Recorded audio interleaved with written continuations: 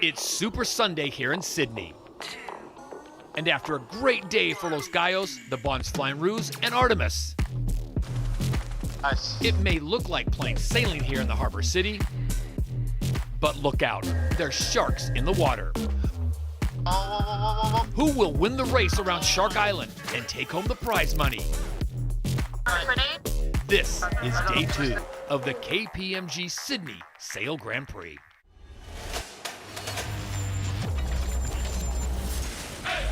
Waves crash underneath, sound like thunder speaking. Flying carbon machines, driven by the world's best. Yes, powered by nature, raw passion, all action. When it takes, racing on water, racing with impact. Give it all, everything. Give it all, everything. We are racing. When it takes, we are SailGP. SailGP's 6th season concludes its tour down under with a showdown in the shadows of the iconic Bay Bridge in Harbour City. A mainstay on the league calendar since its first season, Sydney, Australia is a race venue like no other. If you can win here, you can win anywhere. Before the best sailors on the planet can say goodbye to Sydney, they must first overcome the tricky winds and tides that the harbour course will throw at them in a Super Sunday showdown. It's a proving ground like no other, and today will be no different. Fans will have a front row seat on land and sea as the world's best continue their quest for a title at the Rolex Championships and the KPMG Sydney Sail Grand Prix. With Olympian Stevie Morrison and former Emirates GBR athlete Hannah Diamond, I'm Todd Harris. After Sydney, the fleet makes a maiden voyage to the coast of Brazil and the city of Rio, followed by return visits to Bermuda, New York City, and Halifax, Canada, before Season 6 bids farewell to North America. 4 iconic ports in Europe take center stage before the final 2 events in the Middle East and the grand final this November in Abu Dhabi, where a Season 6 champion will be crowned. With 2 events complete, it is the Bons Flying Roos even on points with the reigning champions Emirates GBR. DS Team France sits in 3rd, but are not racing this weekend. New squad Artemis sit in 4th overall with the US SailGP team in 5th. It has been a tough start to the season for the Blackfulls of New Zealand in 11th, while Blue Butler Brazil and the Swiss sit at the bottom of the table.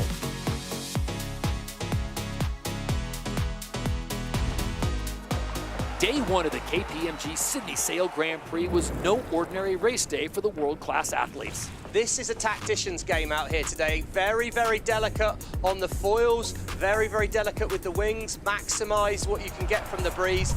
Rockwell Racing launched off the line in race 1, but were hunted down by the home team, Bons Flying Roos. One, turning up. Bons Flying Roos are down the road here, they're gone. It was a similar story in race 2. This time, Switzerland owned the mark. Big lead for the Swiss. Los Gallos' tactical call at gate 3 was the right call as they chased Switzerland. Brilliant execution by the Spanish. The United States tried their luck on the inside at the finish, but Sebastian Snyder's team held on. Massive result for the Swiss team. Race 3 saw Switzerland and the United States get locked out by the aggressive Red Bull Italy. Massive tight incident at the top of the line. Los Gallos sailed through the carnage to take a huge lead at Mark 1, and it was only Artemis that challenged them. Spain are going to be looking pretty good on this leaderboard. But by the finish, Artemis had to fight off Red Bull Italy. And the Swedish team should be able to bring it home for a 2nd place. Emirates GBR had their time in the limelight at the start of race 4, but it was a bad maneuver that ended their chances of a victory. H2, isn't it?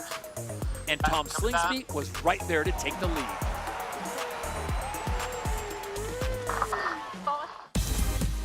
After 4 fleet races in the Harbour City, the current event standings look like this. Los Gallos Spain are on top with 32 points, 4 points clear of the home team Bons Flying Roos. Artemis hold down 3rd place, 2 points back.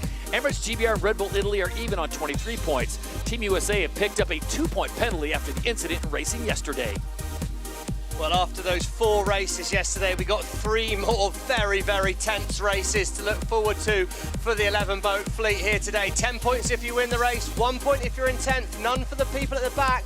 We're accumulating points, remember, to get those top 3 boats with the most points in the final.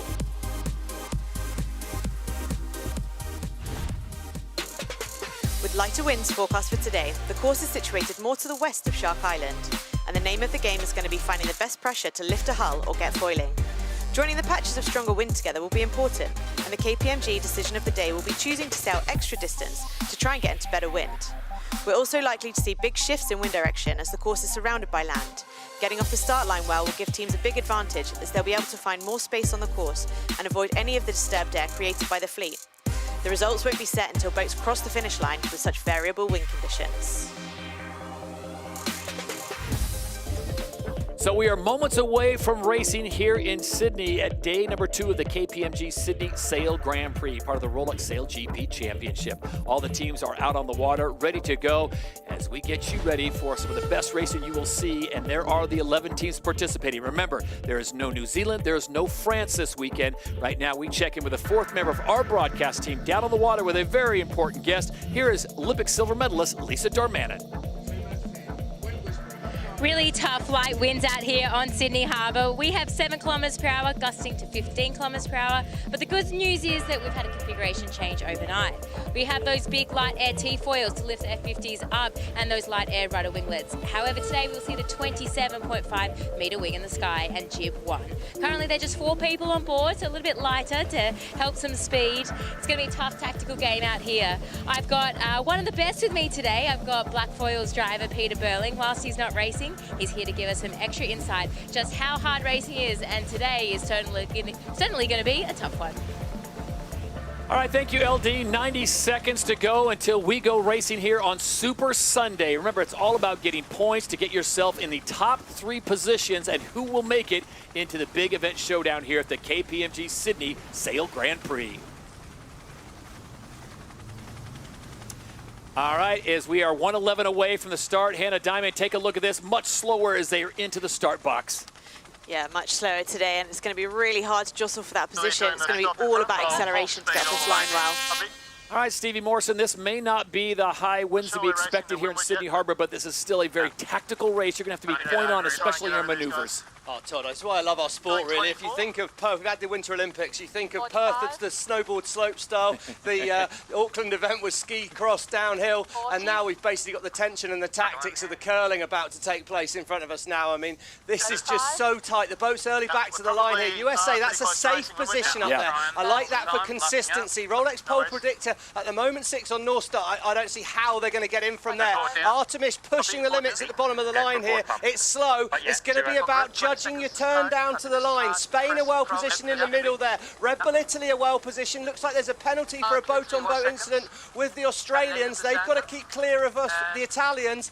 Line's going to go white in 10 seconds. They're slow at the bottom of the line. Out of the middle's going to be good. Red Bull Italy look like they've got this right. Can he hold behind the line? Oh, he's so tight. I think he's clean. Red Bull Italy, that's a great start. Rottwell, great start. Switzerland rotate the boat and accelerate well.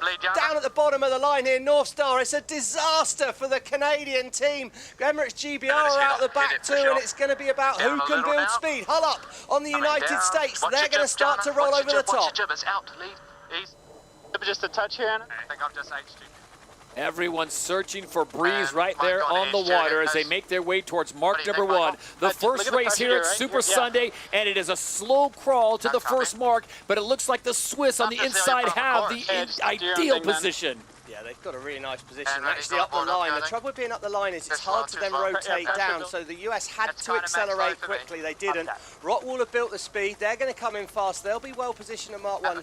Swiss should still lead, but I think if you're in those first 2 or 3 boats, you're going to be able to extend away after Mark 1. Tough tactical position for Artemis. All right, Hannah, how quickly now are they searching for some kind of breeze, and who's going to be the first one to turn away? Yeah, I think the Swiss have done a really nice job there from the middle bottom of the line, and Rockwool Denmark just coming down. This is where the race gets a little bit more interesting because the boats do have to manoeuvre, and they'll have to sail back through the disturbed air of the fleet on this leg. So where they choose to manoeuvre is going to be really important, as well as keeping the boat rolling as fast as possible. I think Lisa has got someone on the boat that might be able to help. We know we've got Pete Burling out there. I'm wondering just how limited do you feel on options if you've had a bad start on a day like this?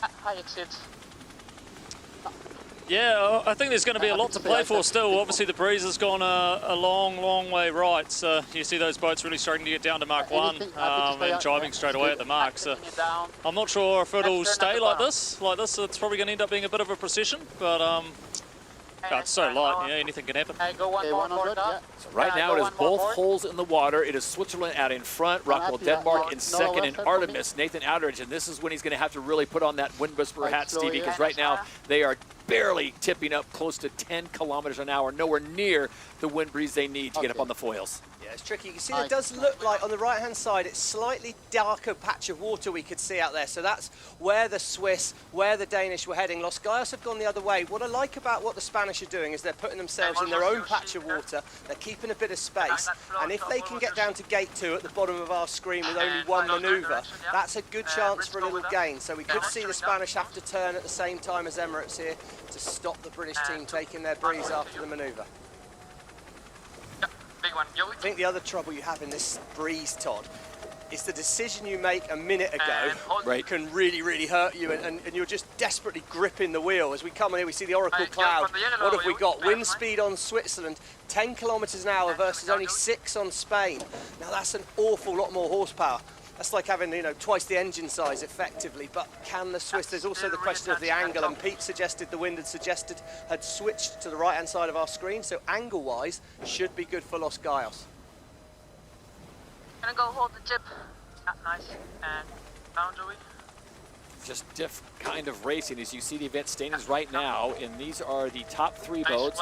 It would be Los Gallos Spain, Emirates GBR, and Artemis getting into the top 3. That would be for the event final, but still plenty of racing still to go, and things can change. I guess we can check in down on the water one more time with Lisa and Peter Burling. Lisa, is there a forecast for more breeze building throughout the day, or are we basically looking at the top end of what we're going to see? First ones on the right. Tight cross here, Todd. Tight cross. Emirates GBR, this is huge. If they get across here, it's going to be a big sign of relief, and they're going to take a left turn and head out towards more breeze. Pressure out this way, Dill. Yeah, they're going to want to go straight. So Spain and GBR, big gain here. Sometimes I think in these fast boats, if you attack the shift, like Switzerland did, and you don't make it down to the gate, then you're going to lose late on, because you stay in that wind the whole way downwind, as you're travelling downwind as quick or faster than the wind in this sort of breeze. So big gain for Emirates GBR. Let's check back in on the water. A 2-part question for both Lisa Darmanin and Peter Burton. Lisa, first to you, what do the conditions look like, and what are we anticipating over the next hour and a half? And Pete, for you, these larger wings, how much different are these to sail these boats as what we saw yesterday? Yeah, Todd, really unfortunate. The wind was looking a little bit better before the start, and it's died off. It was meant to increase throughout the afternoon, so you know me, I'm forever the optimist. So I'm really hoping that it's going to increase throughout the day. But Pete, yeah, how much does this wing make a difference to say the 24-meter we saw yesterday?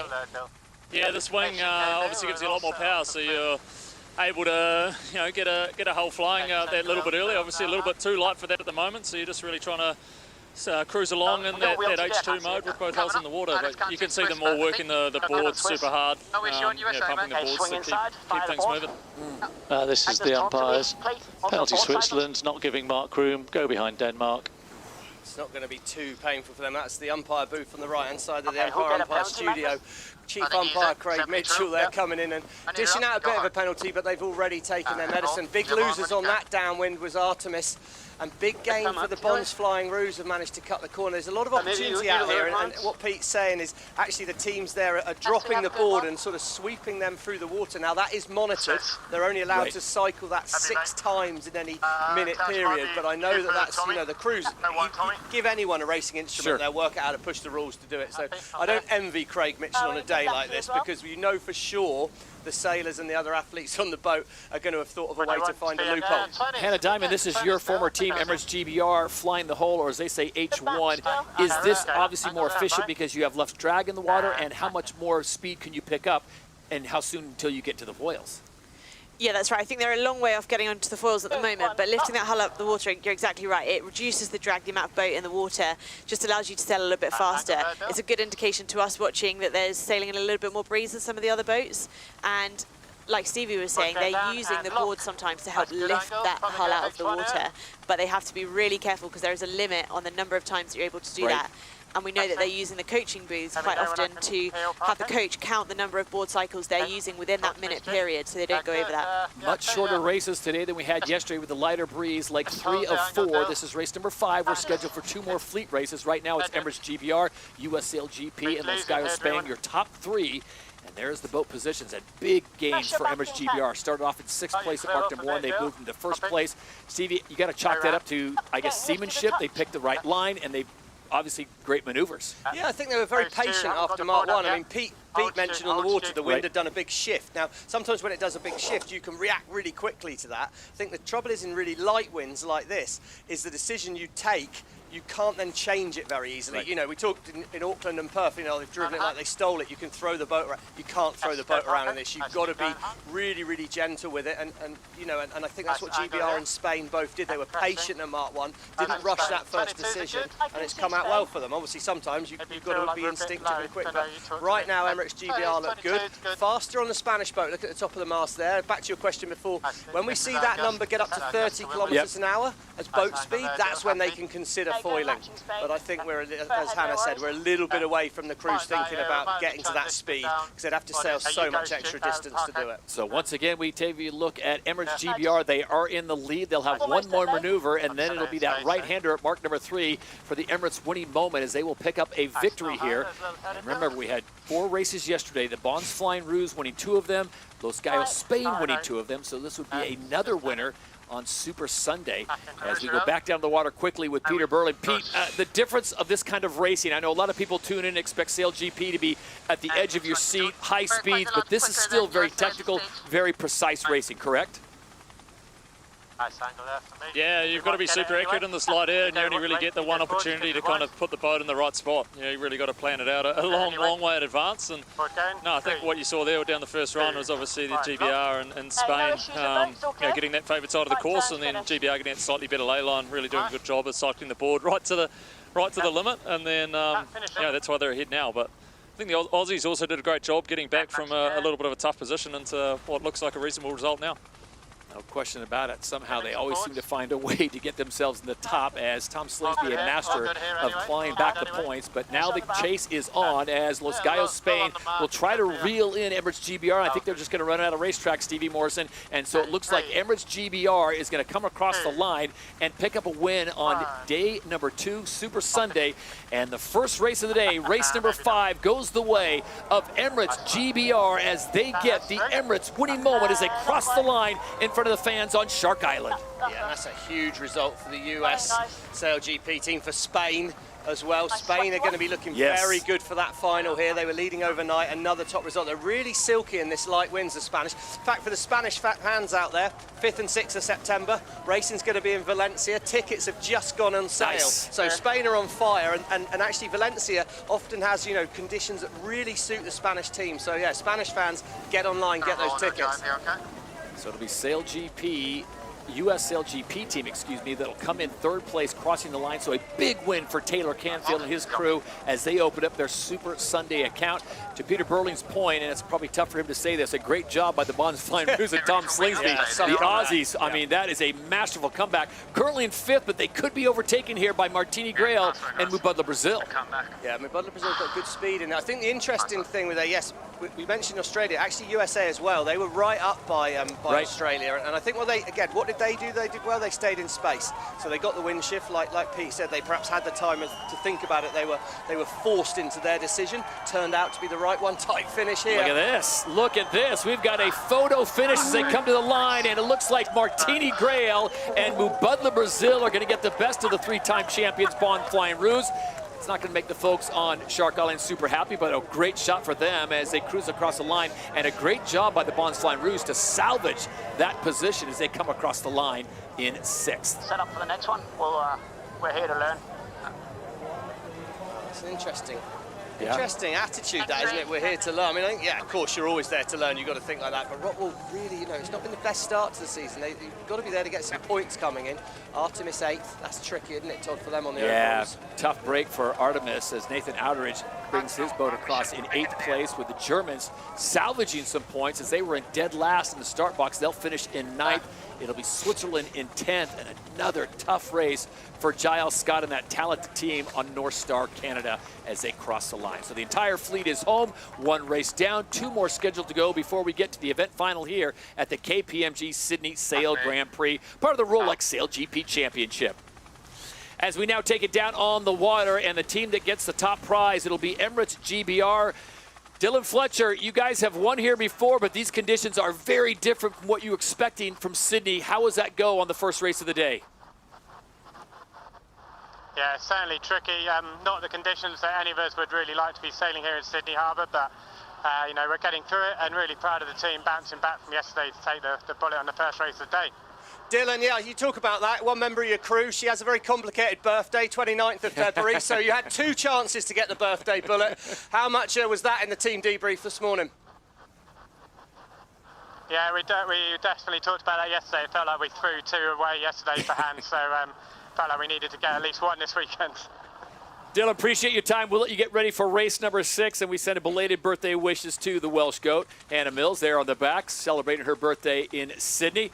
So, guys, let's go back and take a look at the highlights as we start things off on Super Sunday in race number 5. And Hannah Diamond, it's all about the start as usual, despite the lack of wind. Yeah, so really tricky for these boats to line up here and judge their turn down to the line to build some of that acceleration. We saw some boats come off really well from the top of the line, but it was all about the split at Mark 1, with the Swiss choosing to manoeuvre early, seeing better pressure on that right-hand side. The Spanish choosing to carry on, but it was actually Emirates GBR who came out really well from picking some pressure in the middle of the course, which just got them in front of the fleet and take the lead at gate 2. Yeah, and it's so tight, isn't it, at times? You see here they just crossed, and those 2 boats are just ahead, and then a few boat lengths back, and you're the Swiss, who were there probably a metre, 10 metres further back than the British, couldn't quite get across the United States team, and all of a sudden they're really deep in the pack.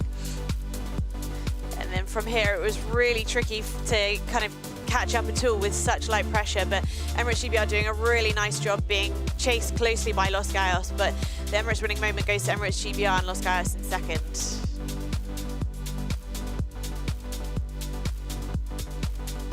So after 5 races, it looks like this. Remember, you need to be in the top 3 to make it to the event final. And right now, Los Gallos, Spain, Emirates GBR, and the Bons Flying Roos holding down those positions.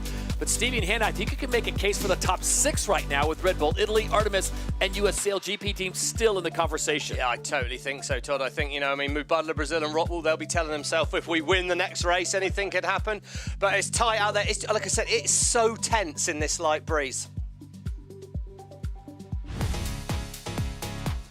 What a day. Super Sunday has arrived at the KPMG Sydney Sail Grand Prix. A beautiful day, hoping for a little more breeze that builds throughout the day as we get you ready for fleet race number 6 here in the Harbor City.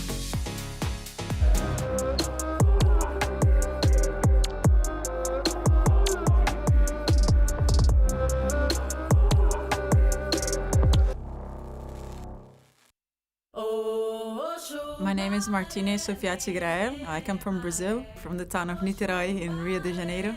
And my earliest memories with water is my mom taking us sailing on her Europe dinghy. It was quite fun, yeah. But for Martini, it was never just about the water. It was about the competition. My dad asked me if I liked to do sailing, maybe travel, you know, with your friends and stuff, or if I liked racing, and that's when it kicked in, like, I really like racing and competing. That competitive fire carried her all the way to one of the biggest stages in the sport. It was the most, like, iconic day of my life, winning the gold medal in Rio and having, like, all my friends, family, like, it was just amazing. Now this double Olympic gold medal champion is taking on a new challenge, leading her country and racing the world's fastest sailboats in the Rolex SailGP Championship circuit. Everything is a step further. The boats are faster, there's more media, everything is more intense. Now in year 2, those around her say she's more than ready for it. Martine has the natural ability to be one of those skippers with that intuition. It's just about the time and to understand all the different little situations. For someone who spent years known only by her family name, SailGP has become something more, a chance to step out on her own. I was always Tobin's daughter, Andrea's daughter, or Marco's sister when we started competing quite a bit, and then I was, for the first time, Martine. And if anyone doubts what comes next, that's exactly what drives her. I love when people don't think I can make it, and then I try really hard to make it, you know. So yeah, I just love being challenged, and there's nothing that motivates me that I bet you can't do that, you know. Waves crash underneath, sound like thunder speaking. Flying carbon machines, driven by the world's best. Yes, powered by nature, powered by nature. We are SailGP. SailGP powered by nature as we wait for the breeze to build in for maybe a quicker race here on race number 6. We'll have 2 more fleet races, and then it is on to the event final to see who will take the top prize here at the KPMG Sydney Sail Grand Prix. While that crash in Auckland caused significant damage to both boats, 2 athletes suffered injuries in the catastrophic collision. Thankfully, both are on the road to recovery, and Lisa Darmanin caught up with one of them, DS Team France's strategist, Manon Adonay. How are you feeling, and how the last couple of weeks have gone? Yeah, I'm so happy to be here. Yeah, I guess it's a good sign to be back with the team that quick. I had a tough first week at the hospital just after the crash, and then yeah, everything went pretty well. The team at the hospital was amazing, so yeah, everything is solved now. I just have to take some rest and yeah, let my body recover. It was obviously a pretty full-on crash for everybody and pretty scary. You obviously saw it all happen. How are you feeling about watching that all unfold? Yeah, it's actually, I don't have any fear or stress or anything bad about it. I don't know, it's just because I left the boat quite quickly. I think I didn't really realize how bad it was, and yeah, I don't know, I'm ready to go back on the boat already. Perfect, the body just has to catch up. Yeah, exactly. I don't want to rush it. If my body is not ready, I would just wait. But yeah, I mean, I feel so lucky to be here, able to walk and to just do my old thing. So that's pretty good. Could have been so much worse, so I'm just happy to be here. And we've seen some images of the boat obviously getting repaired, and we heard that it might be ready for Rio, which is really exciting. But I also saw your little sign at the front being like, you can break the boat but not the team. That's is that like the spirit of the team? Yeah, yeah. We don't know how long it's gonna take to be back on the boat for myself. So yeah, the good thing is the boat will be ready, and yeah, let's see how it goes. But yeah, I think it will be all good for Rio.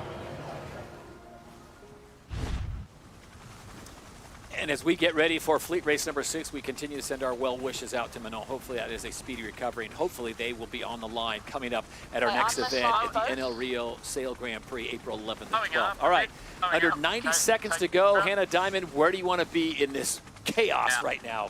Well, I think the biggest thing here is you've got to be fast. But we saw the boats that started at the top of the line really struggled to sail the angle to Mark 1. So if you can lead from the bottom, I think that's strong. But being fast is definitely really important here. And Stevie, as we saw the standings right there, there's some teams that look pretty comfortable, but I think there's still a lot to play for with 2 fleet races still up for grabs. Yeah, every point counts. I mean, how much will the Bonds Flying Roo come to Roo? That error with, or not error, but they lost Blue Butler right on the line here. You see here, North Star Canada aggressive again at the bottom of the line. They were parked up last time. They've shut the door on the Australians right now. Absolutely slam dunk in front of them there by the North Star Canada team. Rolex pole predictors on Red Bull Italy, middle of our screen, up the line a little bit relative to the fleets. Again, I kind of like where the US team are midline. They're a little bit safer if they can get the acceleration here. Canada are early at 27 seconds. Bond Flying Roo's early too. Los Gallos are struggling out the back of the fleet here, so there's plenty to go. Oh, you can hear the tension in the boats. Is there space? No space for Artemis at the bottom of the line. It's going to be a problem for Artemis. You've got to hit the brakes, and there's no brake on board is the problem. Here we go. The US in the middle of the line at well positioned. Mubadala Brazil at well positioned. Red Bull Italy are going to thread the needle. Has Robertson found a gap in the middle of the line? Oh, it's a clear start, USA. Brilliant start. This could be the movement that gets them into the final here in Sydney, I think. Beautiful start by them. Bonds Flying Roos have made it work, but can they accelerate? Copy that. Let me know if you need me up there. I think I want you to do another board and then you do one. Okay.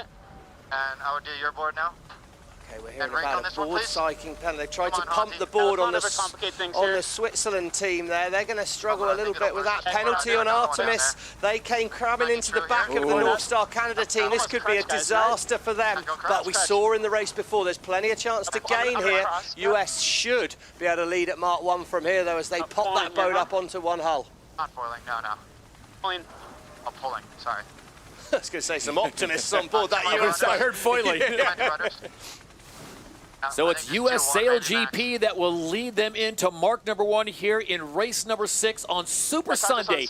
Taylor Canfield and company ahead of Germany Deutsche Bank, Mubadla Brazil, and the Bonds Flying Ruse. I think I gotta go straight here. Oh, Todd, this race to the final is going to be so tight. Right now on our screen there, look at the top of the screen. Spain and Artemis, 2 of the people you thought so well set to get towards that final, are way, way out the back at the moment. Bonds Flying Ruse, Slingsby, well, he's a fighter, isn't he? And he's right in the mix. Could be keeping his hopes alive here. This is really, really tight.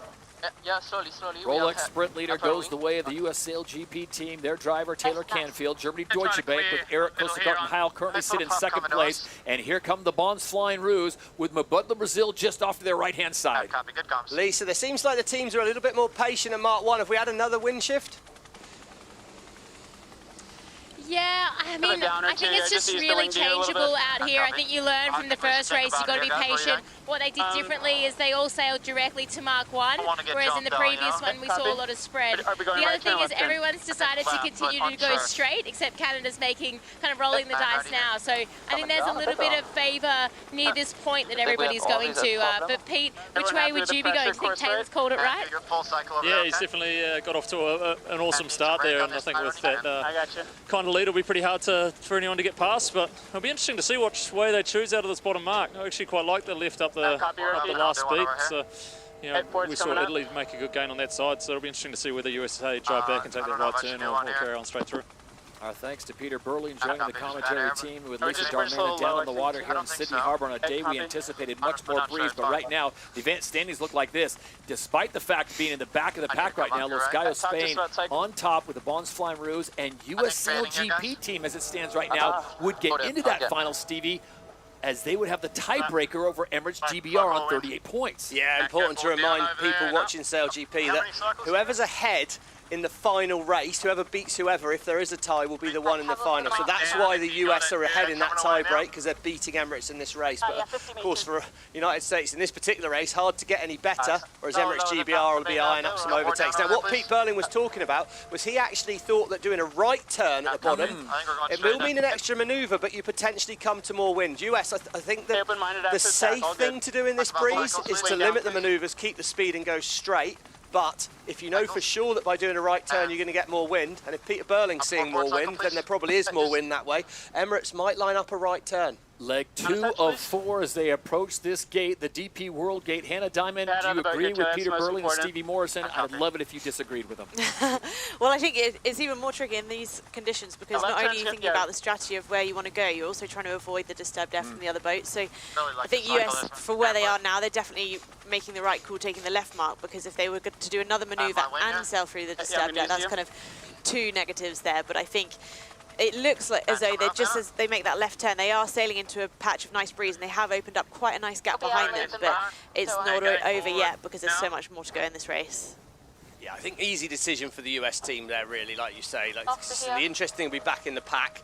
I think the US should be able to move away. And really interesting when we think about, we imagine a game of, you know, trump cards, you know, who's got the skill. Right. US SailGP, when it's this light breeze, consistently have been very, very good. Canfield likes the sort of slower, more, well, maybe he's a curler. Maybe if he was the Winter Olympics, he'd be into the curling, Todd.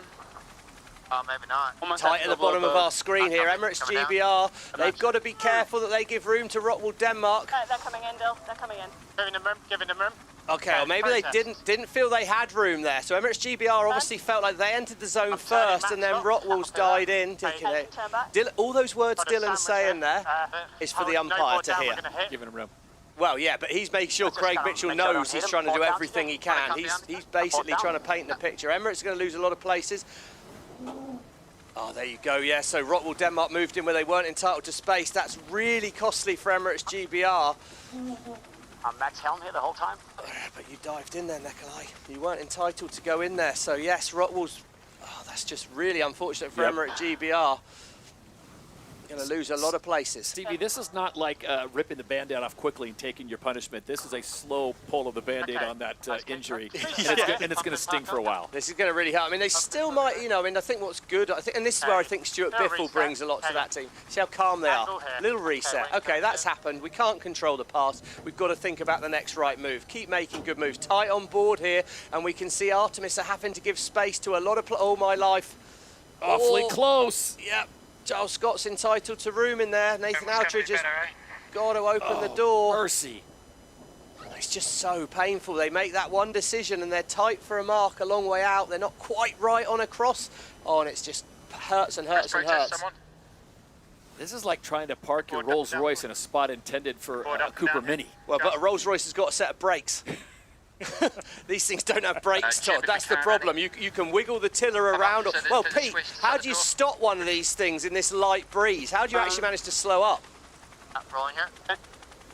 Well, I think the hard part, if you do have to slow up, is getting accelerated again. But I mean, you can use the rudders a lot to park it, but pretty painful beyond that, as you can see.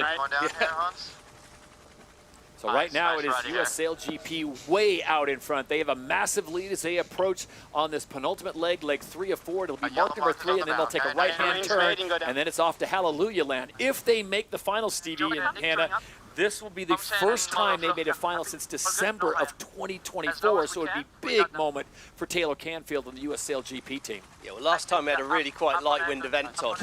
That was back in, I think that was back in Middle Dubai, East, yes. wasn't it? Yeah, a long time ago. So, yeah, I mean, it definitely it's a super strength for them. You know, I mean, all these sailors the great thing about sailing. I made the analogy to the Olympics, but I think it's very true. You have to be able to be a 300-meter, 400-meter runner or a 10,000-meter runner. Different skill sets, and you know, people like Pete Burling, they've got that cross-discipline ability, and some of the sailors are maybe a little bit more specialised at one end of the scale than the others. The very best, Burling, Slingsby's, your Fletchers, all these people, they've got the ability to do all of those disciplines and still get consistent results. Hannah Diamond, as you know better maybe than most of us, as you've been on these boats before, to be successful in SailGP, you have to be basically an all-terrain vehicle. You have to be able to handle this light breeze and then the big stuff you get in Perth and Saint-Tropez. Yeah, and I think being able to adapt to those conditions is super important. And don't forget, quite often these boats sail with 6 people on board, and currently we're sailing with 4. So you've got to be able to, for a lot of people on board, they have to change the role on board that they're doing and adapt to these conditions. And you don't get a lot of time to get in sync with the conditions of the day. So being able to do that really quickly is important as well. So right now for our good friends on Shark Island, maybe not quite the sizzle they were anticipating, Stevie, here in the harbour city of Sydney, but they are seeing a tactical, masterful race right now, and right now it is the SailGP team, US SailGP team, I should say, that is out in front as they make the turn for home. Yeah, I don't think it'll be blowing the froth off the Fosters out there today, Todd, but it's just tense, isn't it? It's so tense, the racing, and so tactical. And right-hand side of screen, the Bonds Flying Rouge, they've got a potential 3rd place here. They show us 6th. They have the right-of-way. Los Gaios, Emirates GBR, Rockwell are going fast, bottom left, but they're going to have to give room for the Bonds Flying Rouge to get in there if they can make it. And Germany just had to make another maneuver, so they're going to slow down. So here come the Bonds Flying Rouge, here comes Emirates GBR, Los Gaios, and Denmark, all opting to try to get that 2nd place because that means more points. Well, it's huge, isn't it? It's so huge. US about to finish top, but Rockwell's coming in really fast at the top.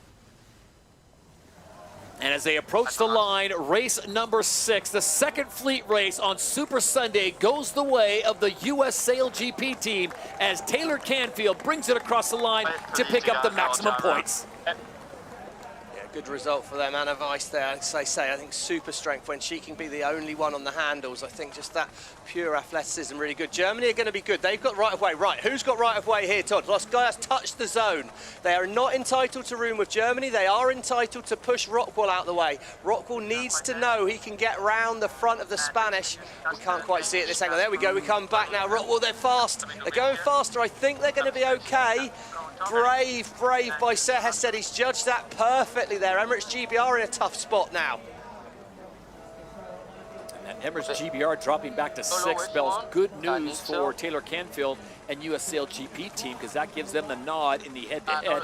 Meanwhile, Tom Slingsby and the Bonds Flying Rouge, again, clawing back points. They were in 7th, now they're in 6th. and they are right on the heels of Spain. They are. They're going to be in a tussle with Mubadala again on this final leg to the finish. I think they might be about to lose the Brazilians on the final sprinters to the finish again. Look at the speed on Mubadala, Brazil. I'll call the Viking. Go Viking. So it's H1 for Martini Grail and Mubadala Brazil as they move from 7th into 6th. They pick up 2 positions right there, and they may not be done as they now have Diego Botín and Los Gallos in their crosshairs. Yeah, I mean, Botín is so consistent though, isn't he? That Spanish team, I mean, yes, they're nearly matching speed with Mubadala right now. It's been a costly one for Artemis, this.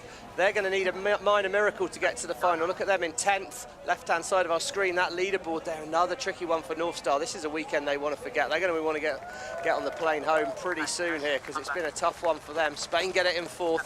Mubadala, another good result. It's been a good weekend so far for Martine and the team. It will be Mubadala Brazil that crossed the line in 5th place, and it looks like Tom Slingsby and the Bons Flying Roos in front of their friends and family on Shark Island will finish in 6th, and that may be enough to keep them in a safe spot, top 3 in that event final.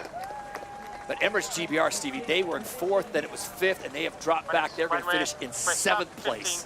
Yeah, well, they got so hurt by Rotwell, and I mean, that's an interesting one from a rules perspective, isn't it? Is Rotwell got a penalty, but Rotwell still ended up finishing way ahead of Emirates in that race, and Dylan will definitely, I know for sure, claim that his whole race was affected by Rotwell. As we see Phil Robertson putting the squeeze there. Artemis are going to try and dive. So the battle is on now for 8th, 9th, and 10th with Seb Schneider and the Swiss bringing up the rear as Emirates GBR crossed the line in 7th officially.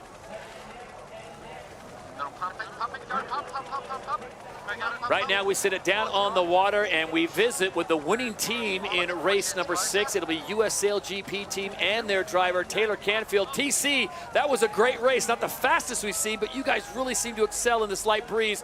What are you finding out there and what are you anticipating in the next race? Yeah, really tricky racetrack. You know, we're just trying to connect the puffs and stay in phase, and yeah, you know, got off the line really well, which helps. And yeah, when you're out in front, it seems to be a lot easier. So hopefully do that next race. Taylor, you seem to be being pretty conservative at the start, keeping yourself out of the fight. Is that a conscious decision? Foolhardy. Yeah, I mean, yeah, just, you know, there's a lot of bad air around a big pack of boats. So, you know, the more we can stay clear of that, the better we're going to be long term. So overall, that's been the strategy, and so far working all right. Taylor, appreciate the time. Let you get ready for the 7th and final fleet race here as we turn our attention now to the standings after 6 with one more race to go and Switzerland coming across the line in 11th place. It looks like this. Top 3 teams moving on to the event final. And those 3 teams right now, Los Gallos Spain, US SailGP team in 2nd place, and they are even on Bons Flying Roos, but get the tiebreaker. Emirates GBR, though, just lurking behind, 1 point out. Still can make a case probably for Red Bull Italy, but for the rest of the group, maybe even Artemis, they are on the outside looking in as we get ready for the 7th and final fleet race here at the KPMG Sydney Sail Grand Prix, part of the Rolex SailGP Championship.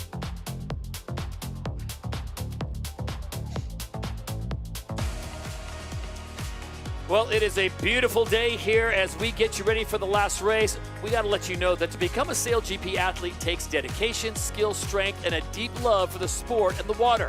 One athlete who exemplifies these traits more than anyone is the Bons Flying Roos powerhouse strategist, Tash Bryant.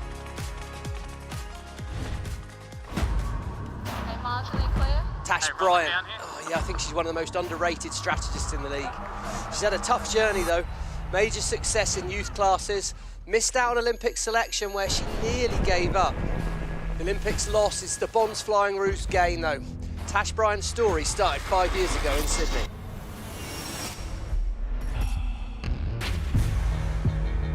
We held a trial for female athletes to join SailGP, and I remember seeing her there. She was just young, talented, and I could see so much raw talent. And at that time, we chose Nina Curtis to join the team and Lisa Darminian as a reserve. And yeah, we told Tash that she could be, if she keeps training, she could potentially be part of the team in the future. And she's done an unbelievable job ever since. eventually we realised that Tasha's the future of our team and we should commit to her. Yeah, Tom's been an incredible teacher for me, mentor. I was never shy in saying that I would like to drive the boat one day when I started. And yours, Tash? Coming up. Yeah, the strategist role is a really interesting role, I think, because it's pretty much being an extra set of eyes at the back and painting a picture of what's happening on the racetrack with where all the other boats are, where the congestion is.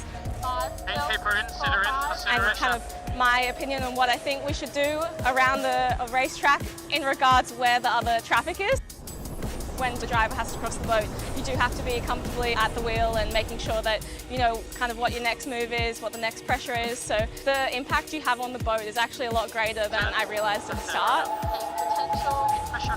She's definitely the best female sailor I've ever sailed with, and she's only 24 years old. The main thing that I've learned over the years is just getting comfortable making decisions at high speeds, and there's nothing really quite like it until you just start doing it in trial and error, but yeah, it's pretty cool. And we are just moments away from the start of fleet race number 7. Just a short time ago, we were able to catch up with the CEO of Emirates GBR, that of course being Sir Ben Ainslie, to get his thoughts on his team and how they're progressing throughout season 6. Well, it's a tricky day on the harbour yesterday. The wind was quite light and very turbulent, as often the case here. And I think you could see that with all of the teams. There's lots of place changing. I mean, made for really exciting racing from a spectator point of view, but real challenge for the sailors. So our team, actually, I thought they sailed pretty well yesterday. They had some great starts, sailing the boat well. There were just a few key moments where they either fell off the foil or just got the wrong side of the breeze as it was shifting around. And as we know in sport, you know, small differences, you know, really make the difference at the end of the day.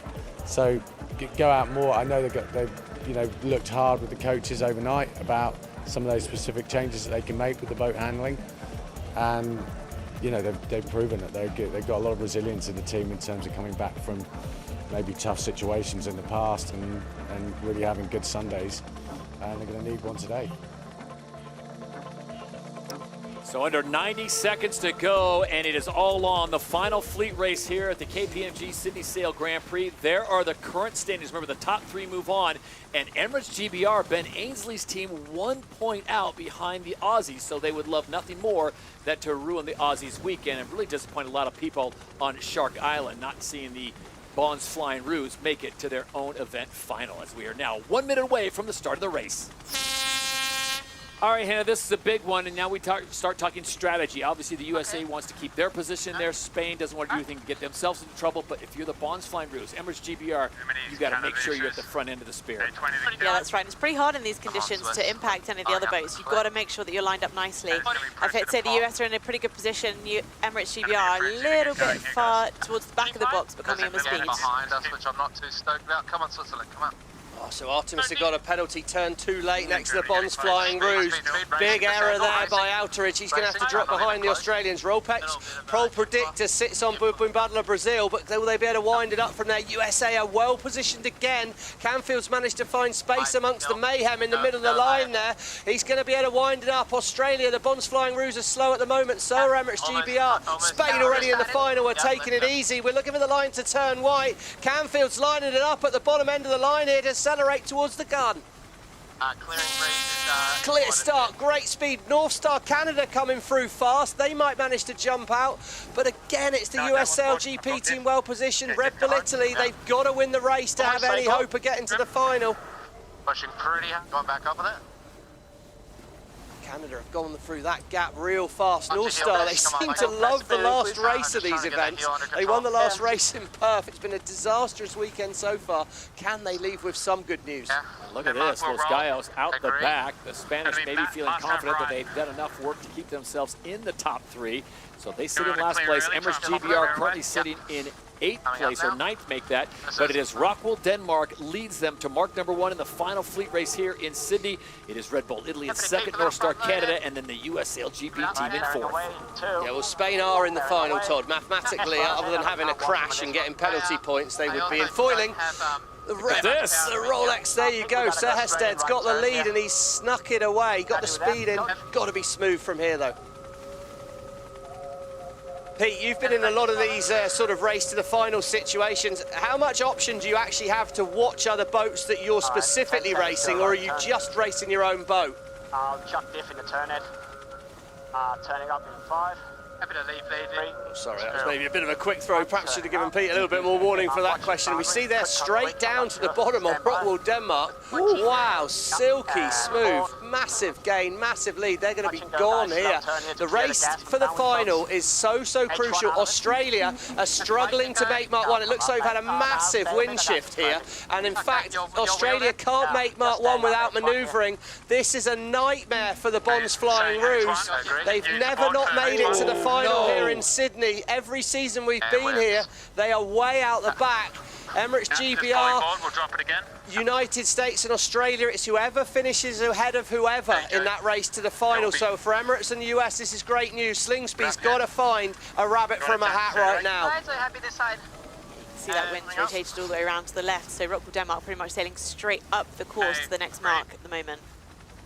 Could be a little chance if the Australians can get foiling here. They can find a gust of wind from somewhere, but he's really hoping, and hope is not a good strategy. Slow it down, slow it down. Tight at the bottom right-hand side of the screen there, you see Emirates GBR and USA. Fletcher knows he just needs to beat the US. Here we go, bottom left-hand side there, race to the final.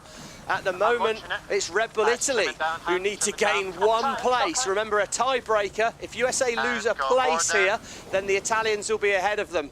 Any tiebreaker is settled by whoever beats whoever in the last race. So this is all on here for these teams. Nice big clue to you. Absolute gridlock at the bottom of the course at the DP World Gate, as you see Emirates GBR, who have vaulted themselves up into a top 3 position, currently in 6th place, as they move up to 5th, just behind Mubaba Brazil. The US now holding down 6th.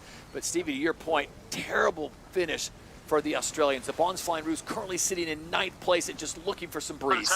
Yeah, and he's got to try and keep himself up to speed. He's really close. It's actually, it's a parking lot on this right. So it's such a big wind shift that you'd have to sail about 300, 400, 500 metres more if you did a left turn at the bottom there, and you'd be out of the wind. So every boat, they could turn right or left, but actually the advantage is so much to the right turn. Another penalty for the Bonds Flying Roos.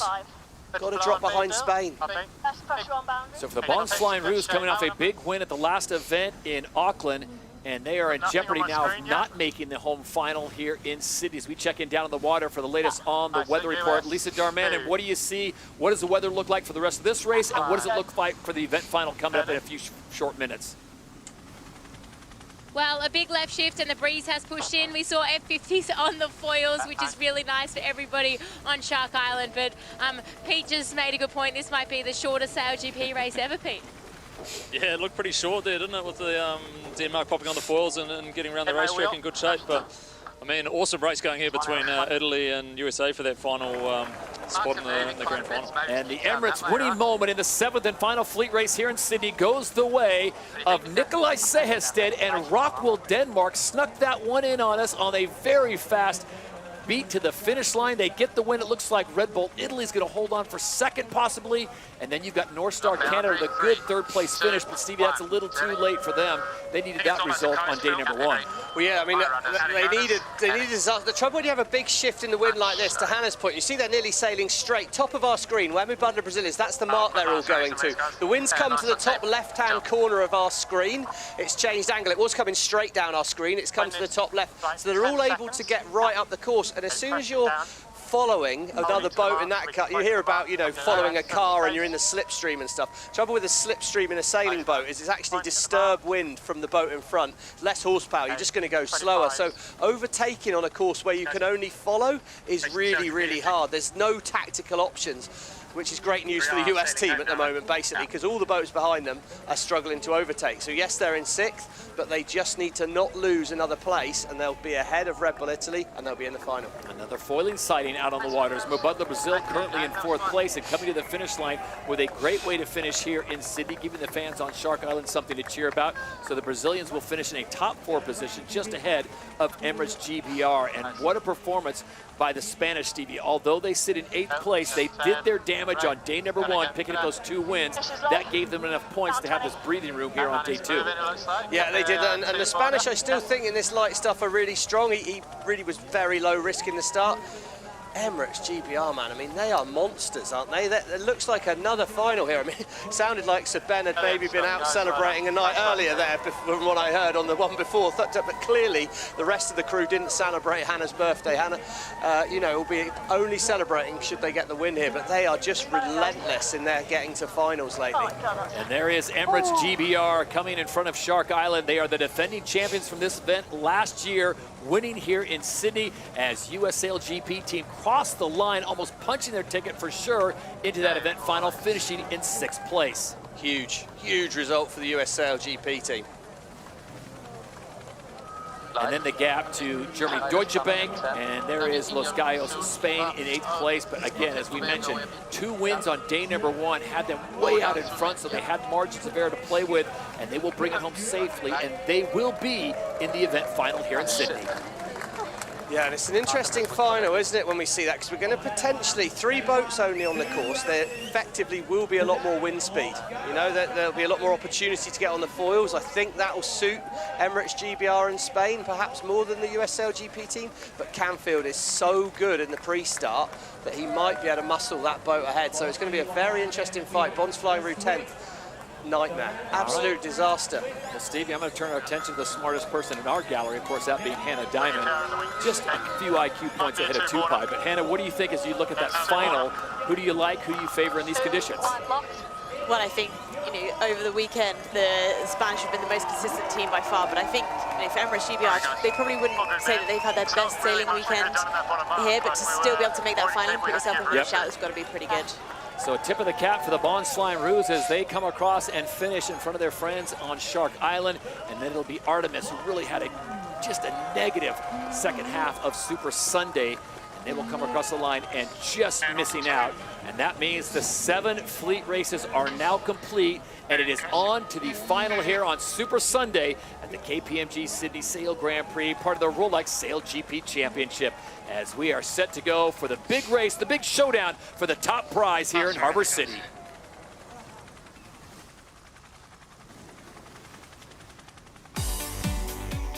Well, what a race and what a way to wrap things up as we take a look at the final results after 7. It is 51 points that gets Los Gallos, Spain into the final. Emirates GBR even on points with US SailGP team as they get 1 point clear of Red Bull Italy and 4 points clear of the Bonds of Flying Roos, so they are in.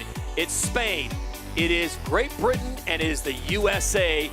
But a great showing across the board and showing great parity. Phil Robertson and Red Bull Italy. Phil, I know you don't like moral victories, but your team did a masterful job, especially on day number 2. Where do you guys see the improvement coming from on your team as you now turn your attention to Rio? Yeah, look, yeah, we're improving step by step. We're a new group, so it's always challenging to get everyone working together. But yeah, nice little step forward this event, and nice to finish with a good result there, and just a little bit gutted to miss out by such a close margin. Yeah, Phil, tough last race with the wind shifting like that. We're going to get you into the commentary role now. 3 people on board, 3 boats for the final here. How much can you control things in the pre-start, or is it still all about just racing the breeze? It's so light now, mate. Yeah, you just got to try and get a good launch off that line, and looking at the last few starts, up the line is actually working even though the angle's so low. So just had a big left shift, so who knows, man? This could be a different game, this one. Phil, appreciate your time, and we will see you in Rio in just a few weeks' time. So Phil Robertson, the driver for Red Bull Italy, just missing out by 1 point, but they will be back. Let's turn our attention now, guys, to the highlights from race number 7. And it was Rockwool Denmark at the top of the line who just managed to get across the top of the fleet, and they even managed to get foiling by the time they got up to Mark 1, picking that angle just perfectly with the wind coming in just in time for the start of this race 3 of the day.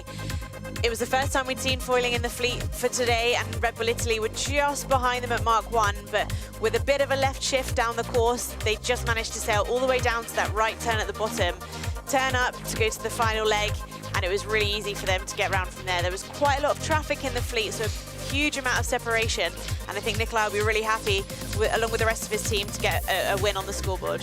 Yeah, I mean, it's just so interesting with what our sport can be, can't it? It's so controlled by Mother Nature, and the racetrack got seriously shifted around by the wind. Pete Burling said potentially the shortest ever race in SailGP history. Rockwell won't care, Bond's Flying Rouge will. That was a tough race. And Rockwell, Denmark, picking up a big fly time award. 43% may not seem like a lot, but with a light, shifty breeze today, that is amazing, as they were the first ones onto the foil here on Super Sunday, and they take the Emirates Fly Time Award here in Sydney. So we are down to one final race. It is a winner-take-all situation with the top 3 boats battling out for the big prize. We'll have that, the event final, when we return to the Harbour City at the KPMG Sydney Sail Grand Prix.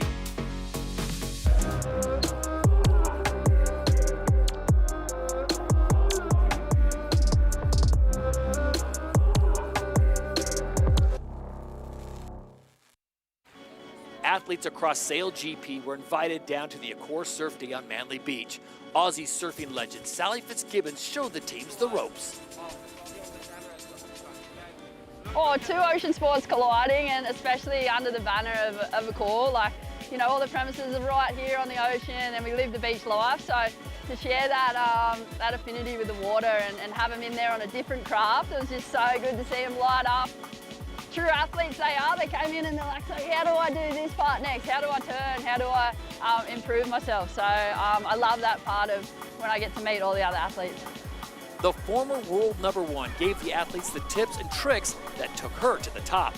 Some got to their feet faster than Sally expected, which made her second guess whether they were truly rookies. I think they were sneaky, telling a couple of lies because they were all really good. I think typical from the Sydney vibe, and yeah, probably the best activation I did this season. Pretty nice advice from Sally, of course. If I have an option to have Sally on board, I will take it. Oh, wave of the day was definitely the entire French crew. All of us were out the back, they turned around, the biggest wave comes and they're like, allez, allez, allez, and then we just all caught the same wave, rode it to the beach and tackled each other onto the shore. So I think that's definitely the moment of the day.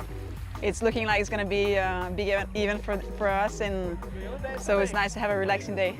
It was pretty nice to try to steal a few waves from my brother here and there. And I love the SailGP. Obviously the Flying Rouge have a soft spot, but no, the French team, I'm cheering for them. I think they're so gnarly and the sport's absolutely nuts. So it's such a good spectacle, and we can't wait to have them here in Sydney this weekend.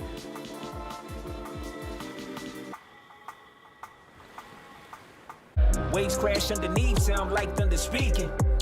Flying carbon machines, driven by the world's best. Yes, powered by nature, we are SailGP.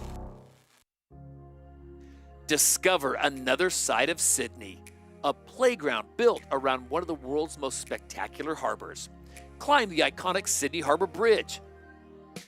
Relax along the golden sands of many incredible beaches and take your pick from over 30 saltwater swimming pools. Here, harbor adventures and laid-back luxury are simply part of everyday life. Make Sydney your next great escape. And then there were 3, down to the final 3 teams that will battle it out for top honors here at the KPMG Sydney Sail Grand Prix. It will be the USA, Great Britain, and Spain in very light breezes as they get themselves ready. So we check in one more time with US SailGP and their driver, Taylor Canfield. All right, Taylor, you are in the big show. What is the key for you and your team to be victorious here?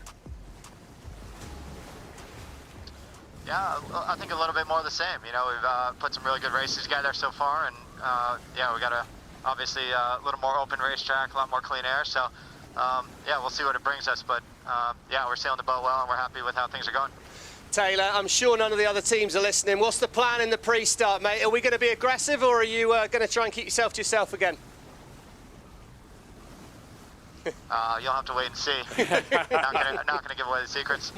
TC not sharing anything with us. All right, Taylor, we appreciate it. You guys are due. It's been 463 days since USA last made a final, so we wish you the very best of luck. Also on the line will be Emirates GBR, the reigning and defending champions from season number 5, winners of the first event in Perth, trying to get a bounce-back victory here. Same question to you, Dylan Fletcher. What is the key when you get into that start box, and do you race the Breeze, do you race the other 2 boats, or do you keep to yourself?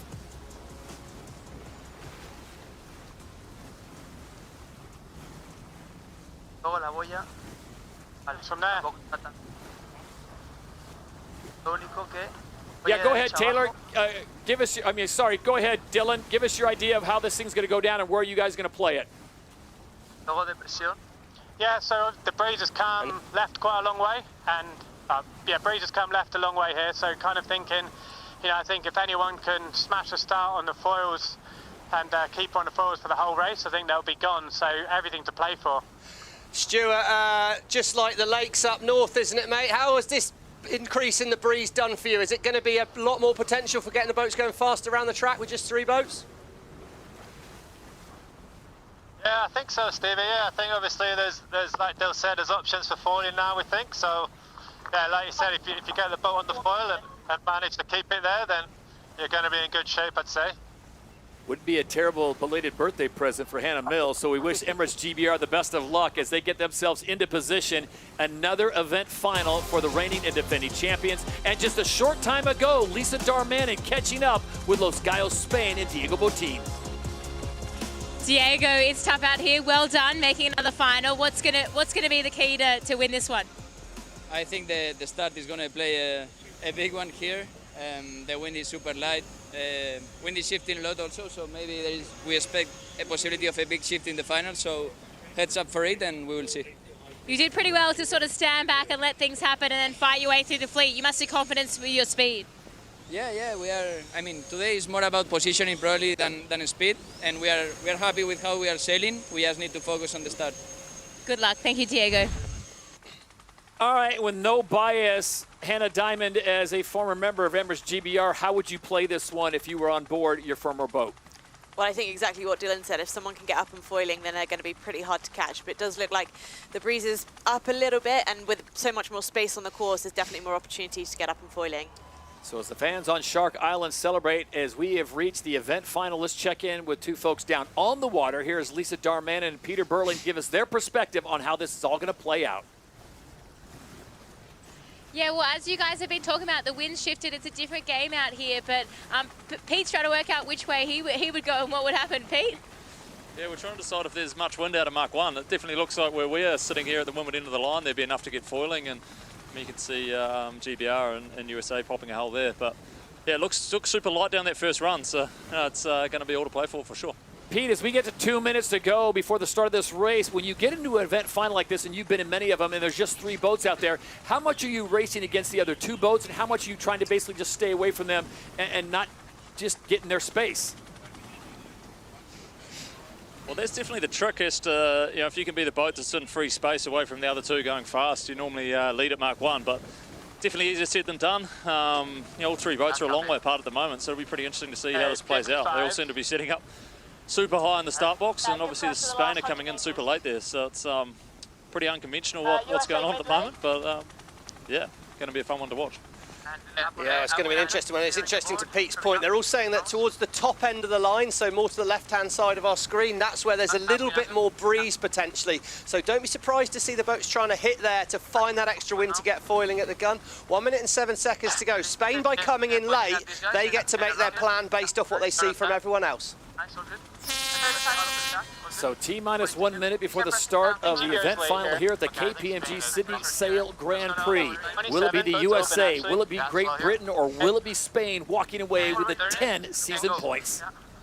Spain late to manoeuvre. I think Spain are going to be very close to being late already here. There was an aggressive little manoeuvre by Emirates GBR, and we can clearly see the plans from the two teams. Emirates GBR trying to control the shorter inside route. Still feels early. Could be good news for the Spanish. Canfield very, very early at the line. Rolex pole predictor sits on him. The favoured position, the optimal position, speed versus distance, is where that blue Travelator sits at the top end of the start line here. Spain winded up. They're going to have the best chance to be foiling at the gun. Has Botin pulled the trigger just on time? He's going to be at the bottom end of the line. They're getting fast. I'd love to see the speed at the top of the wing here. Got to be close to foiling speed right now. 8 seconds to go. USA winds it up. Emirates GBR winds it up. Who's going to get this timing right into the gun? Oh, it's brilliant from Emirates GBR, absolutely on the nose there, but can any of these teams get foiling? USA, hull comes high, they've got a gust of wind, they look to accelerate. They foil on Emirates GBR. Oh, they're going to be gone at Mark 1 here. They've nailed that. Parco, the magician on the flight control, gets the Emirates GBR foiling, and they're going to lead at Mark 1. We can get to lay. Yeah, everything for speed here. Get it going. Actually good all the way.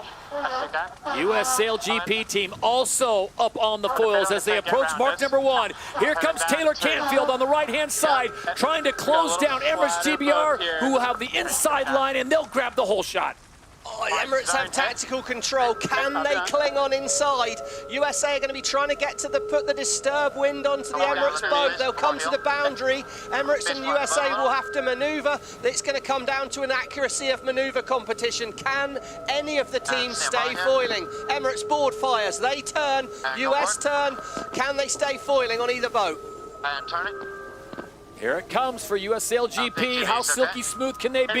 Emirates nailed it. They stayed on the foils. Look on the left-hand side of your screen. Does that hull stay dry? It does. Oh, Hansenken, that was beautiful. They're just foiling there, but they're going to sail into the disturbed wind of Emirates GBR. Emirates fall off the foils. This could be the moment for the US SailGP team. Look at the speed difference, almost identical right now. Good save by Emirates GBR as they approach Gate 2, the DP World Gate here in the event final. Yeah, but the Emirates are going to need... The Emirates have to make a left turn, and they're going to struggle to get down to it. If they can go left turn... No, he looks like he's going to have to manoeuvre again. He'll have the right of way with the US team, but USA will look to go round the outside if he can. Pete, Lisa, are you turning left or are you turning right at the bottom here? I mean, if you can stay on the foils, that's all you want to do. So I think the US are definitely going to take this left turn, a bit painful for Emirates Great Britain. Pete?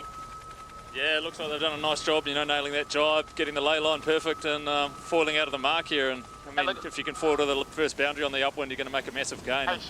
Looks like they're doing a nice job right now. So they split the course as Emirates GBR does not want to have the extra maneuver, to Lisa's point, and it is US SailGP now sailing away. They're finding a little bit of breeze. Stevie, looking on there, where do you see the pressure on the water? I think the pressure looks pretty even. Once you build the speed and you get foiling, you're making your own apparent wind. I imagine the wind's fairly similar. Looks to me like up by Shark Island. Probably all the Australian fans giving it heaps on the shoreline there, creating the breeze down the course. But I think, to Pete's point, once you've got the speed, you've got your own wind, that apparent wind keeps going, just milk it. US have got to go wide, wide, wide. Pretty nervous times on board for both boats. So if you're the US, there's a lot of leverage, a lot of distance between those two boats. They can nail this manoeuvre, then they should be okay, but it does look light near the top of the course. I'll be staying in H1 at the moment. Leg 3 of 6, so we're halfway through the race here for the US teams. It's a longer race than we had before. We're just trying to lay this, right? Yeah, there you go. So that's the question now. Do we foil? But to foil, they'd have to invest and turn away from the gate. They'd have to sail a lot of extra distance. Again, that'd be interesting to find out from Pete. How do you ever make that call? But right now, they've got a big, big lead. Spain are foiling right-hand side of screen. They're going to be eating up the distance. Here we go, the meters here. We see that's great little graphic. Top left-hand side of screen there. The meters are probably going to start coming down for the Spanish, but 400 meters behind is not ideal.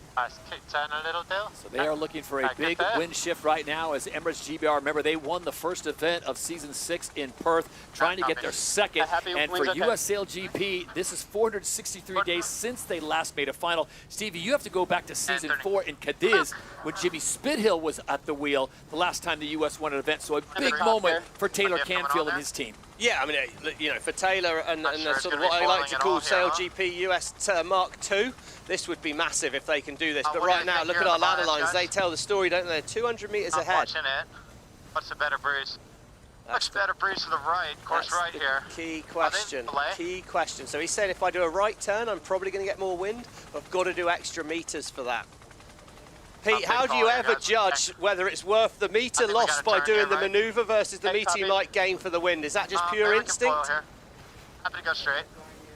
Yeah, I think you've got to kind of go towards the pressure as well. So whether you take the hit at the time, it depends a lot whether you're going to carry on foiling. But if you can get foiling before this downwind, you're going to make massive gains. So that's really the key here, is actually making sure you do a good job of the takeoff. Stick with this drive, and you'll be in good shape from there. Here we go. Can they take off then, Todd? Crucial moment for the US team. Hans Henken, right-hand side there, the flight controller. He's going to be trying to nurse the boat up into the air. Yeah, understood. Oh, it looks like they're H1, but can they get foiling? It looks light on this corner, Taylor, so... I think we got to go here. This could be an opportunity. Emirates GBR, if they can make the right turn, Canfield said he saw more wind on the right turn. He's taken the left turn, he's opened the door here. And rolling into it here. Can Dylan Fletcher, he's a long way behind, but whoever gets foiling next potentially wins this race. So they roll right into it. There you see Anna Weiss working the handles. You've got Hans Henken on board. Taylor Canfield will have the final say as the Americans now, the speed drops way down, but they've got a massive lead. And as you look at their account so far this weekend, Stevie, it hasn't been over the top. They were a 6th, a 3rd, a 10th, a 3rd, but it was Super Sunday that got them into this final where they go 3rd, 1st, and 6th. Yeah, well, if they get a gust of wind on Emirates GBR and get foiling, I can assure you that distance will come down real quick. Here we go. Crucial, pretty close. Can they get up on the foil? Don't think we're going to get it. No, yeah. Go to leeward, please. No, they're not doing it. Okay, so... Just not the pressure they need. Not windy enough, not quite windy enough. Hannah, it's so tense and frustrating, isn't it? Boat down, yeah, boat down for me. Ivan, do you not think? Not sure it's going to be foiling at all here, huh? I think one of the most important things when you're sailing in these kind of conditions is, yes, you want to be foiling because it means the boat's going faster, but choosing the right mode for those conditions. So when we see the boats coming out of a manoeuvre and they choose either to put 2 hulls in or just lift 1 hull out of the water, if they can get that decision correct, then that's much better than trying to invest in the wrong mode and sailing extra distance and potentially even slower. Stevie, this is the first time we're going to want to hear the F word on SailGP, the F word being foiling. Well, I think we always want to hear that F word, no industrial. To be perfectly honest. Yeah, we're happy to hear that language, that is for sure. You can see the US team there. They've got a big lead. 200 metres, and the fact that unless the Spanish, this is the moment when you turn away from the wind and you get yourself at 90 degrees to the wind, that's your chance to foil. You need a gust of wind there, which of course would be pure luck that it arrives when you get there. Can the Spanish get foiling? Look at Nicole Vanderbilt going to work. Rodriguez, Florian Triddle. They've said no. No one foiling. As soon as no one's foiling, there's only one team that's going to be happy about that, and that's the US SailGP team, because if everyone's off the foils, well, it's every chance no one to do it. And to Hannah's point, you could try and keep getting up on the foils, but for the Emirates GBR team to do that, they'd have to sail across the course. They wouldn't be making any progress to the next gate at all, and that'd be a big investment of loss to hope to make that potential gain in the future. US team, they've basically thrown in the towel on foiling, and they've just said, let's just get to the mark here. All right, as they approach the DP World Gate here with the 4th and then 5th, 6th legs to come before the finale and the Emirates winning moment. We check in once again down in the water with Peter Berlin and Lisa Darman. And Lisa, question I have for you is, at this gate, where do you want to be? Because where is the breeze?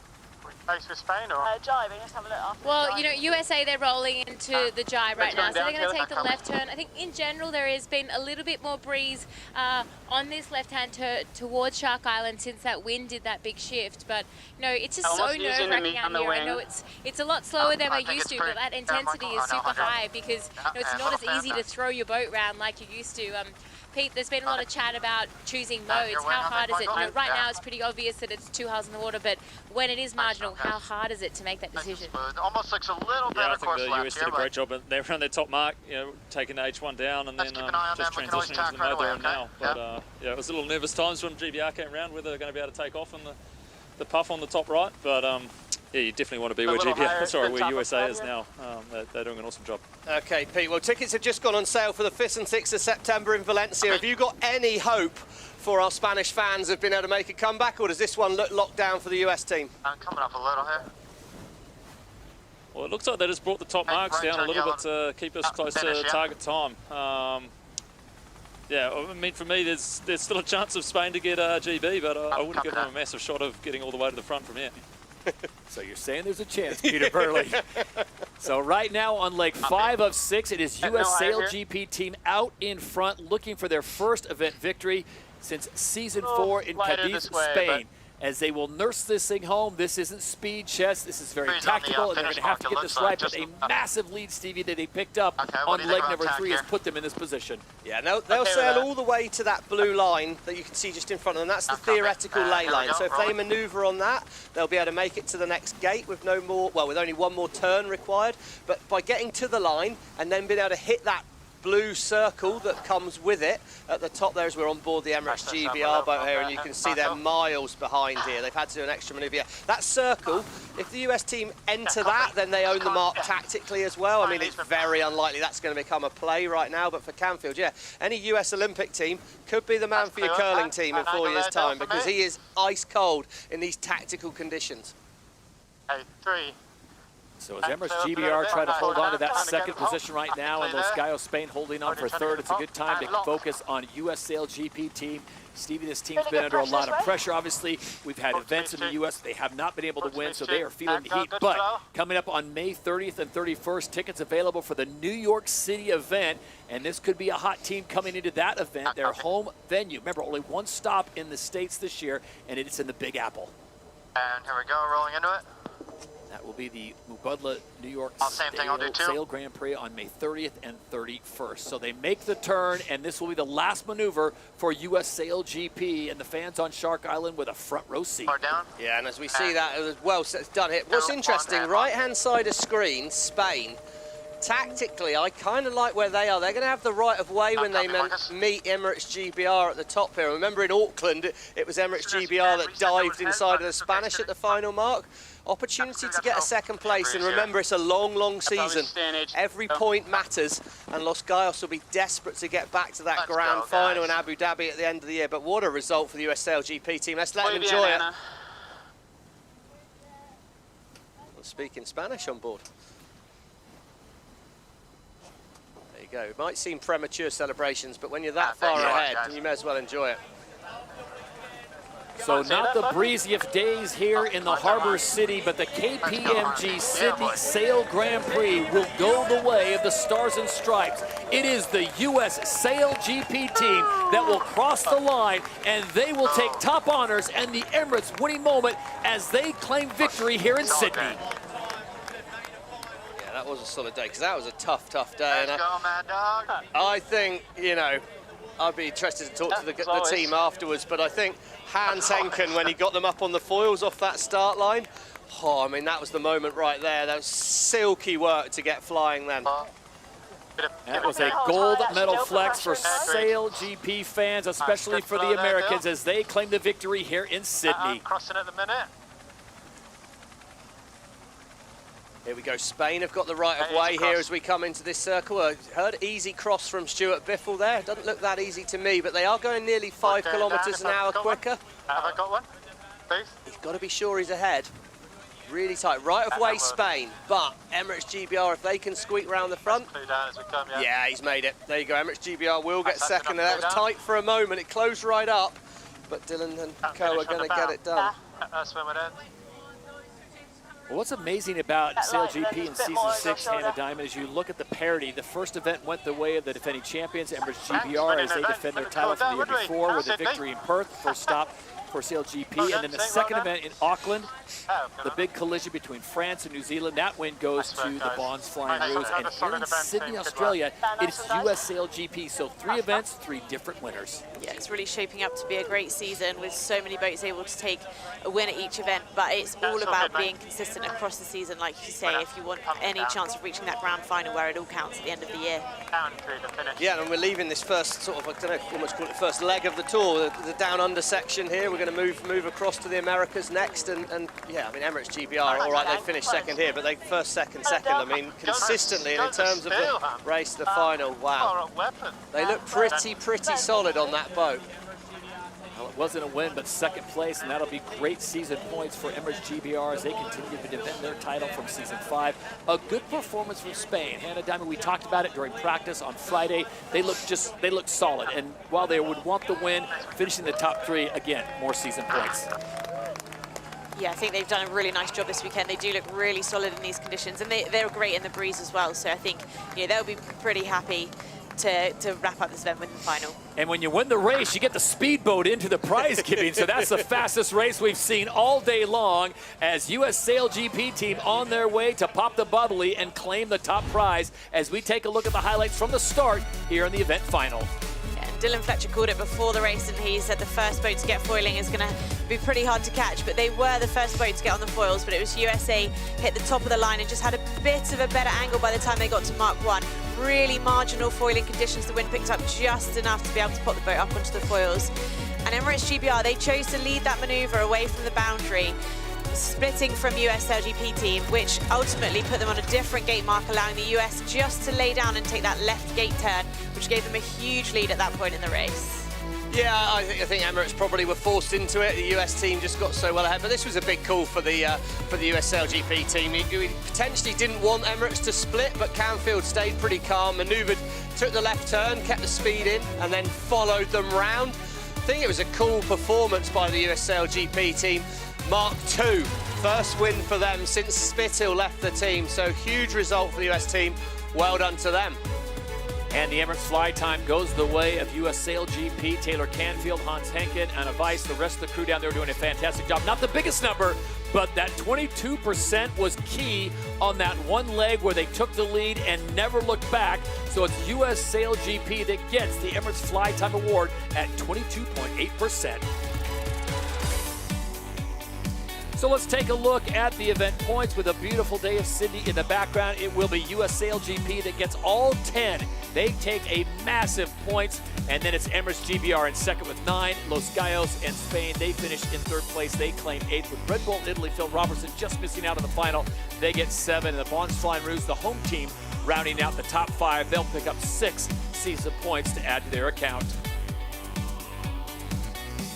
So you add those points together, and now after 3 events, the championship looks like this. It is still Emirates GBR on top with 28 points, 3 points clear of the Bonds Flying Rouge of 25, and then the US SailGP team, they sit in third. Big pickup for them with that 10 points, now even with DS Automobile France, who will get the average of 5 points there, which keeps them in the top 4.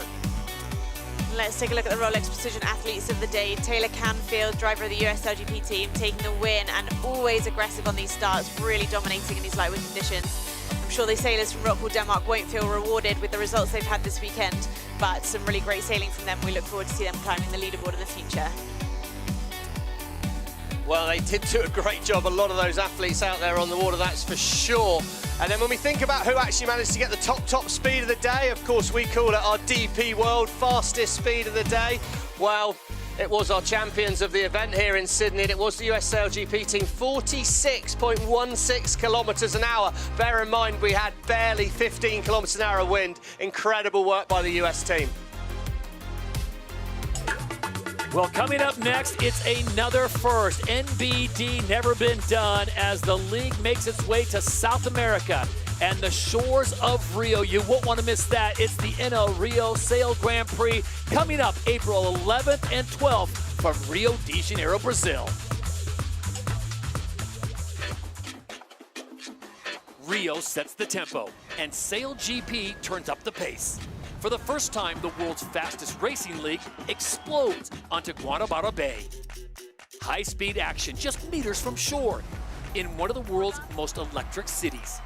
And leading the charge, hometown hero Martini Grail and the Mubadala Brazil SailGP team. World-class racing, pure Rio rhythm. This is the KPMG Sydney Sail Grand Prix. If you can win here, you can win anywhere. Who can build speed? Race number 5 goes the way of Emirates GBR. It's so tense in this light breeze.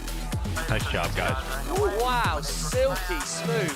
It is the US SailGP team that they will take top honor.